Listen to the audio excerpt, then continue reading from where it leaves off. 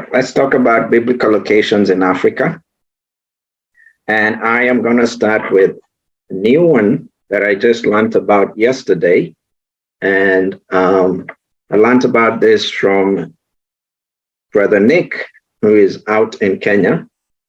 And this is Kana of Galilee. Okay, I'm sorry, I'm going to move this here. So in the book of John, chapter 2, verse 11, it says, this beginning of miracles did Jesus in Kana of Galilee and manifested forth his glory, and his disciples believed on him. I don't know if any of you has ever seen a location anywhere on the planet that matches Kana of Galilee. If you all remember properly, in this first miracle that Isaiah did, he turned water into wine. But before he turned that water into wine, the wedding group, the guests and everybody were already enjoying some wine. And what that tells me is that they were definitely living in a place where there were wineries, or at least they grew grapes in the area, because wine is made from grapes. So I was just discussing something this week with Nick from Kenya, and he tells me, hey, take a look at this. And he sends me this location. Okay. This is a place called Kana. This is in Southern Africa. So this red circle is around a country within the boundaries of South Africa. The boundaries of South Africa are the black bold line that you see above that I'm following with my mouse. Those are the boundaries of South Africa. Here's Namibia, and here's Botswana. But inside this circle, we have a country called Lesotho. Lesotho, it's written like this, Lesotho. And within that country of Lesotho, we have a village called Kana. This is where they also grow grapes, and they also make wine. What are the chances that there would be a place still called Kana, and they have grapes and they make wine? It is likely that this is the Kana that Isaiah performed this first miracle in. It might be a bit too early to say so, but I think it's likely. Given the fact that for some of you who may have already seen other locations, you will know that there are other locations just above Johannesburg. Somewhere around here, there's a place called Bethel. To the right, there's a place called Ai, which you find mentioned in Genesis 13:1. Down here in Cape Town, last week we were discussing and we saw there's Mamre around here. Many other locations that have been found in Africa. So I was just looking around online, and I actually found, I'm going to drag, so let me stop presenting this. Let me see. I'm going to drag a video onto the screen. Can you guys see a video that shows a glass of wine on the screen? Anybody? Yes, we can see it. Okay, thank you. Thank you, Mama Matuzola. So I started looking around for evidence that there's actually, wineries or people growing grapes or something like that. And I came across a winery called Sunny Wines Lesotho. I'm not promoting them. I'm not promoting the consumption of alcohol. I'm just showing you that there is evidence that there is there are wineries in Southern Africa, in Lesotho, at a place called Kana. They do grow grapes there. So I'm just going to play for you guys this little video. It's not very long, about 30 seconds. Let me see, I think I might have to stop sharing here. Then I'll come back to it. Let me share this screen with the audio. All right.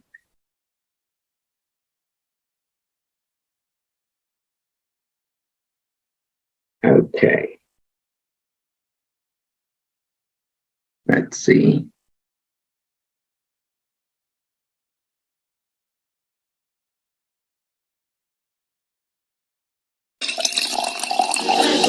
Body Samaritan, protect my energy from your bad aura.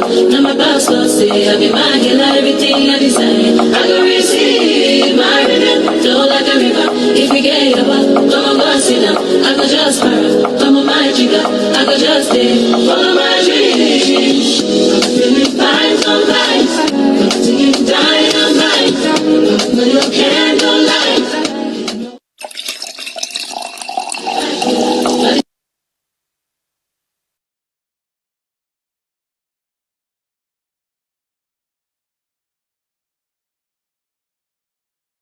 Mama Matuzola, can you hear the audio?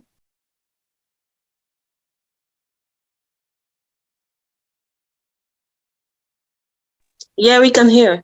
All right. Okay, I'm going to play it again, but then I'm going to pause it right towards the end because I also noticed something else on this video. Protect my energy from your bad aura. Now my past lost say I be my healer, everything I desire. I go receive my rhythm, flow like a river. If we get your back, come on, go and sit down. I go just para, come on my jigger. I go just stay, follow my dreams. Feeling fine sometimes. Okay, I'll pause it right there. Do y'all notice something else that is interesting on this page that I'm displaying on the screen? Anybody?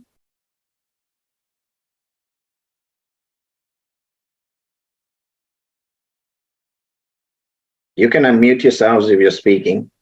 Yes, they have something there in Nazareth. Yes, exactly.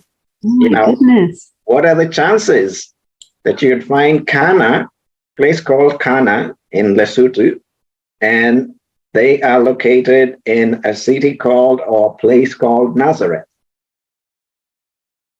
Interesting. All right, let me get back to the presentation.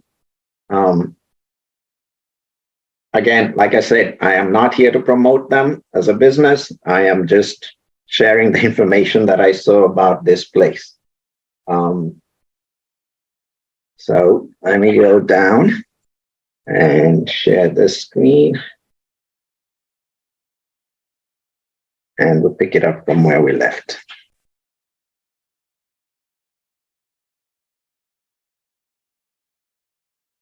Okay, so that was Kana of Galilee. And now I'm going to go to another location. Now we're going to go to the northern part of Africa. And I want to bring your attention to this place called Sukkot. Okay. So in Genesis 33, verse 17 is the first place we hear the word Sukkot, or the place Sukkot mentioned. And it says, and Jacob journeyed to Sukkot and built him a house and made booths for his cattle. Therefore, the name of the place is called Sukkot. Then later on, we hear in Exodus, and the children of Israel journeyed from Ramesses to Sukkot, about 600,000 on foot that were men beside children. Now, I did not place the location of Ramesses, but it is just slightly above where you see Cairo.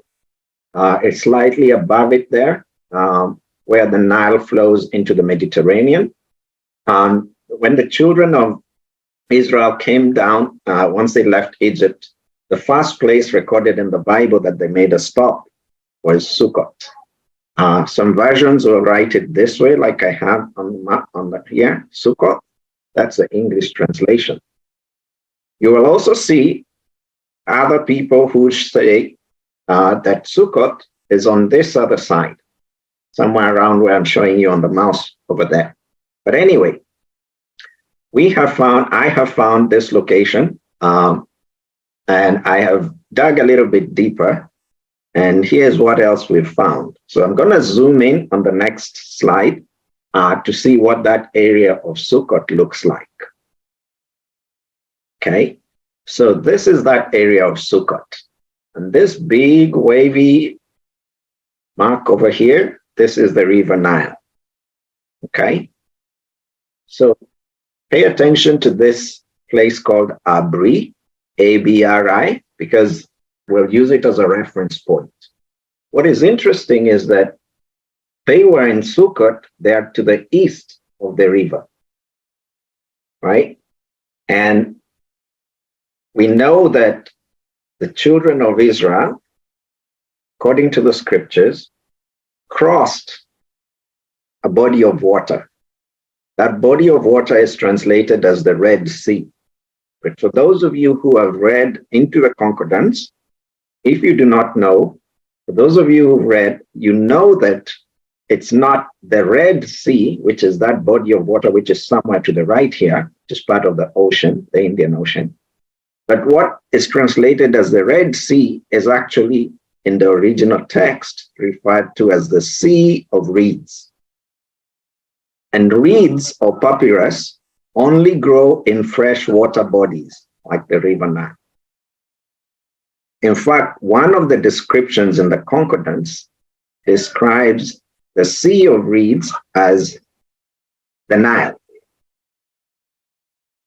So I believe, and I propose, that they crossed somewhere down this river. They crossed and went left or west.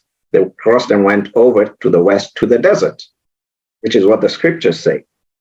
But interestingly enough, if you get to go online and poke around on this site, you will notice some very interesting things. For example, there's a cemetery here. I have not dug deep into it, but the little digging that I have done so far indicates that there are some biblical figures who were buried here. Some of them might be the children of Jacob. Some of the children of Jacob. Now, here are two other numbers that I've marked here. The first one, number 2, says Koweka. I am from Kenya, as some of you know. And this word here, Koweka, is literally from my Kamba language. And the word means you cannot, or you cannot do it. What are the chances that there would be some markers left here for somebody like me to read and go like, what are they talking about? What are they saying you cannot do? Are they saying that they could not cross over here? I don't know, but that is exactly what that word means. You cannot, or you cannot do it. There's another word down here that also in my Kamba language means, how could I forget? That's no luata. How could I forget? Now, given that Jacob was the first to come here to Sukkot and name the place, could it be that this was a journey that he usually did and transferred that information to generations after him, such that even by the time the children of Israel were coming down here, they had already been familiar with these places, at least those of them like Moses who were leading him. Because remember, they came from Egypt, which is above, and they came down this way. This is actually in present-day Sudan, right? And so if Moses was bringing them this way, and Moses had been to Midian after he killed the Egyptian, Midian is somewhere to the left on this side that I'm showing with my mouse. So Moses had probably made this journey before, and he knew these spots. Anyway, I thought I'd just share at least with you that interesting piece of information. But let's dig a little bit deeper into this word Sukkot. Okay. Click here. Okay. So when you look at the word Sukkot, it's pronounced as Succoth in English. It means booths, something like a tent or a tabernacle. Some of them pronounce it that way. If you dig deeper into the meaning, you'll see here they say it's a booth. That's the meaning. And they say this is a site where Jacob put up booths for his cattle and built for himself a house. I cross out other information that has been added on here as commentary because it's misguiding. In this case, I canceled the information that says apparently east of the Jordan. Okay, now they're giving you geographical location, and this is not a map. A concordance is a book that gives us meanings. So be wary when you're reading these things of people trying to influence you. Just get the meaning and move on. Then it also says it's a fast stopping place of the Israelites when they left Egypt, just like I said. Now, I wanted to find out what is the root word. And I clicked into this H5521. That's the one you see here on the right. And the root word is pronounced sukkah. It's actually not sukkah, it's sukkah, just like it's written here in the transliteration. And you have the meanings in here. In English, they call it a tabernacle, a booth, pavilion, a cottage, covert, tent. You get the idea. It's a thicket, it's a covert, something covert, and it's like a booth. Okay. Now, what's interesting is that for me, in Kiswahili and even in Kikamba, we have a word that is suka. It's exactly pronounced the same way. And in Swahili, we actually write it like this, S-U-K-A. Pronunciation is the same. And this word suka means like a temporary covering. Okay, I'll show you some examples here. But what is this tabernacle? What is this booth? What is this structure or thing that is being referred to? This is what it looks like. Okay, this is a really big one. Some of them are much smaller, and the person would have to bend to get into the door because it's much shorter. But this is the kind of structure that Jacob put up, that the Israelites put up when they were camping at Sukkot. Okay, it's a temporary structure. You can see they use just local materials like sticks and branches and twigs, and their animals will sleep in there. They too will sleep in there. And they would have, if there were over 600,000 men, not counting the women and children. So you can imagine the whole place was littered with items like these booths. They could throw on some, pieces of clothing or hides or whatever materials they could throw on here to help reduce, the effect of the elements like rain, sunlight, and so on. This is in Sudan. This picture here is actually, I got it from Somalia, which is just a few countries below. But even in Sudan today, with the conflict going on, they build this kind of structures as they run away to safer ground. Now, I mentioned that the word sukkah means temporary covering, and it's actually a cloth that we use in Africa and many parts of Africa, not just East Africa. This is what it looks like. It's a rectangular piece of clothing. It could be worn either as a single or a double piece. So you'll see it is mostly worn by women. These women here are on the beach somewhere. I think they're in Zanzibar or Tanzania or Kenya, one of those places, lovely beaches. Like each of them you can see has, like this lady on the front here, in the foreground has two sukkahs, the one around her waist and another bluish and yellowish one around her head, it's a temporary covering. It's also a light covering. This one has two of them that match. Same here, same here.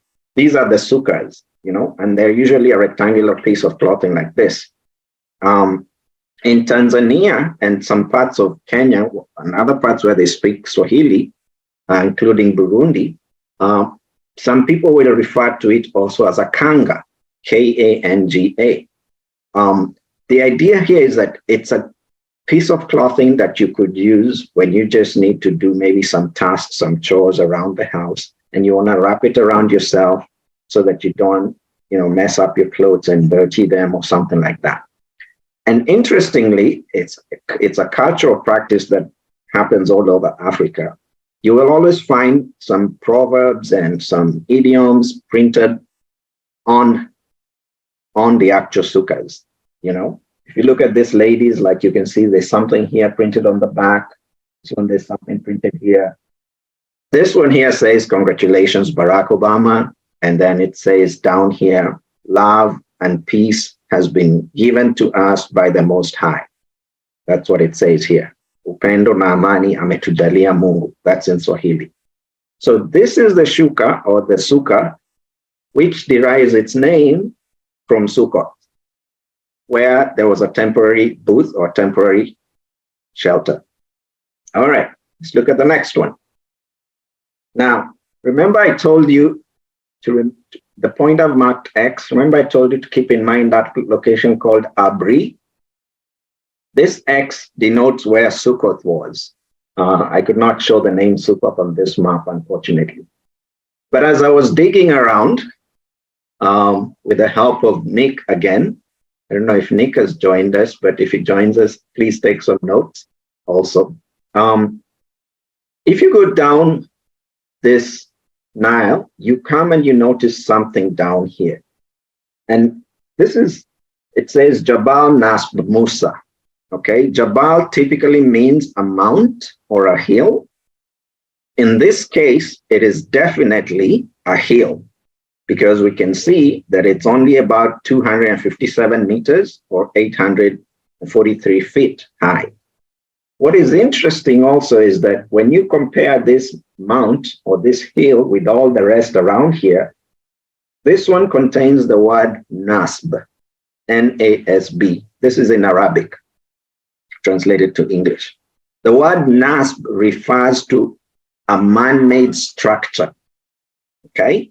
So there is a hill, but there's something man-made, and it's called Musa. So there's a man-made structure here next to this hill, and that structure is called Musa. Possibly the altar that Moses was told to build with natural uncut stone. That is here in Exodus. And if you will make me an altar of stone, you shall not build it of hewn stone or cut stone. For if you lift up a tool upon it, you have polluted it. And Moses wrote all the words of Zambi and rose up early in the morning and builded an altar under the hill and 12 pillars according to the 12 tribes of Israel. So Moses builds an altar. That's why it's called Nasb, meaning there's something man-made. It's called Musa, and it's under a hill, which we can clearly see based on its elevation or its altitude. It's only about 257 meters or 800 feet high. What is the coincidence that this is right, not exactly close, but in the same area? And this time it's after they've crossed the body of water, the Sea of Reeds, which is in line with what the scriptures say. He was being told to build this altar after they had crossed. Let's keep going. Please keep making notes. We're going to get to those soon. Okay? Now, after they left number one, which is Sukkot, they came downwards and they passed Nasb Musa, and then the Bible says they went to the Marah Mountains. This is in what we call today Southern Sudan. the new nation of Southern Sudan. Let's take a look at the Marah Mountains. Okay, so again, Abri, where Sukkot is number one. They came down, crossed somewhere here, then they came to Nas Musa, which was somewhere where this line starts, and then they came down. I don't know if they came directly or if they went somewhere else, but the children of Israel ended up in Marah. Exodus 15:23. And when they came to Marah, they could not drink of the waters of Marah, for they were bitter. Therefore, the name of it was called Marah. In Swahili, the word Marah also means the guts or the intestines of an animal. And those are usually very bitter. I don't know why the connection. I don't know what the connection is, but I am sure it's not just coincidence that Marah here refers to bitter. Okay, now let's take a look at this Marah Mountains. There's actually a mountain here, and then a whole ecosystem within this region. And remember, it is just at the line where the sub-Sahara landscape begins, because that's the Sahara Desert. The Marah Mountains is just at the edge, and below this it becomes very lush and very green, right at the mountains. Okay, this is actually Mount Marah. That's the top, that's the crater, it's a volcanic mountain. Okay, you can go online, you'll find all these images. I'm giving credit to whoever found these images. I just grabbed them from the internet. I did not take them myself. Look at that. I can see over 2 million people setting camp in a place like this. Their animals have enough to eat. When you go online, you're going to find this place is full of like all kinds of food and all kinds of fruits, you know, and there's lots of bodies of water that you will see. So in the background, you can see that big mountain we just saw. That's the one over there. And these are like down slope areas where there's water and a lot of lush land. And this is in present-day Southern Sudan. Here's another picture of some waterfalls and our brothers and sisters in the land enjoying themselves. There's another one. This is all around the Marah area. That's another one. This is actually farther east of the mountain itself, in a place that you may have had in the news called Darfur. I believe Darfur is also mentioned somewhere in the Bible.